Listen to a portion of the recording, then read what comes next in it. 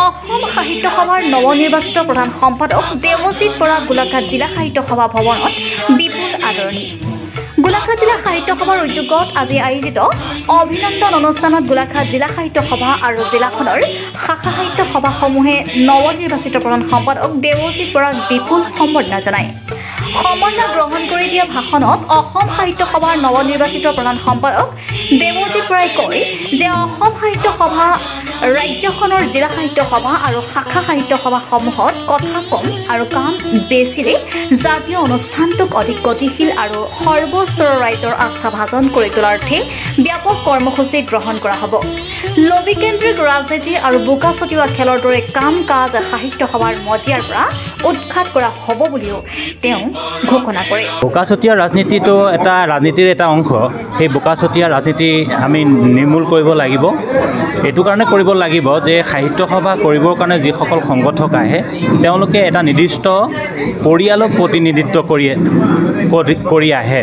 গতিকে পৰিয়ালৰ সন্মান ৰক্ষাৰ স্বাৰ্থত সাহিত্য সভাৰ কৰ্ণধাৰসকলে কাৰ্যনিৰ্বাহক সদস্যসকলে সকলোকে সুৰক্ষিত কৰিব লাগিব। অসম সাহিত্য সভাৰ আগন্তুক কাৰ্যনিৰ্বাহক সমিতিৰ বিষয়ববীয়া নাইবা পদবীৰ ক্ষেত্ৰত অসম সাহিত্য সভাৰ নৱনিৰ্বাচিত সভাপতিৰ নেতৃত্বত চিন্তা চৰ্চা কৰিব।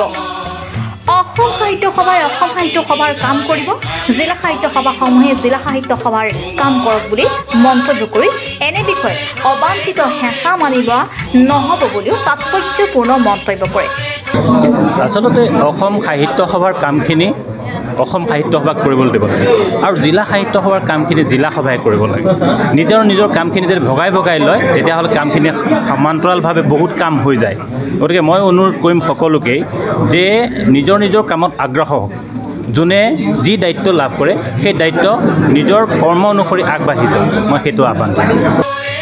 গোলাঘাট জিলা সাহিত্য সভাৰ সভাপতি বন্তি বৰাৰ পৌৰোহিত্যত অনুষ্ঠিত হোৱা সভাৰ আন্তৰে জিলা সাহিত্য সভাৰ সম্পাদক দুলাল দাসে আৰু অনুষ্ঠানত অসম সাহিত্য সভাৰ কেন্দ্ৰীয় সাংগঠনিক সম্পাদক দিগন্ত কুমাৰ ভূঞা, অসম সাহিত্য সভাৰ কুঁহি উপ সমিতিৰ আহ্বায়ক শংকুসিদ্ধ নাথ, সাহিত্য সভাৰ কেন্দ্ৰীয় বিষয়ববীয়া নুৰ চুলতান, নৰেন শইকীয়া, যোৰহাট জিলা সাহিত্য সভাৰ সম্পাদক মনোজ্ঞ প্ৰাণ বৰদলৈ, যোৰহাট জিলা সাহিত্য সভাৰ প্ৰাক্তন সহকাৰী সম্পাদক উত্তম কুমাৰ হাজৰিকা, গোলাঘাট জিলা সাহিত্য সভাৰ প্ৰাক্তন সভাপতি ত্ৰয় ক্ৰমে পবিত্ৰ বৰবৰা, সুৰেন্দ্ৰ মোহন হাজৰিকা, তফজ্জল হক বৰবৰা, গোলাঘাট জিলা সাহিত্য সভাৰ উপসভাপতি মহিৰাম লুইং আদি উপস্থিত থাকি নৱনিৰ্বাচিত প্ৰধান সম্পাদকক সম্বৰ্ধনা জনোৱাৰ লগতে শাখা সাহিত্যসমূহে বিপুল আদৰণি জনায়।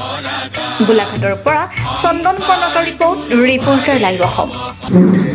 অসম সাহিত্য সভাত সাংগঠনিকভাৱে বহু কৰণীয় আছে। সভাখন শৃংখলিত কৰি ৰখাৰ স্বাৰ্থত, সভাখনৰ উত্তৰণৰ স্বাৰ্থত, সভা ঐক্যবদ্ধ কৰি ৰখাৰ স্বাৰ্থত সংগঠকসকলৰ মাজত সমন্বয় সদ্ভাৱ প্ৰতিষ্ঠা কৰাৰ সময় আহি পৰিছে। আমি এই মুহূৰ্তত মৰ্মে উপলব্ধি কৰিব পাৰিছোঁ যে সংগঠকসকলৰ মাজত সদ্ভাৱ সৃষ্টি কৰাই হৈছে প্ৰথম কাম হ'ব অসম সাহিত্য সভাৰ নতুন সমিতি।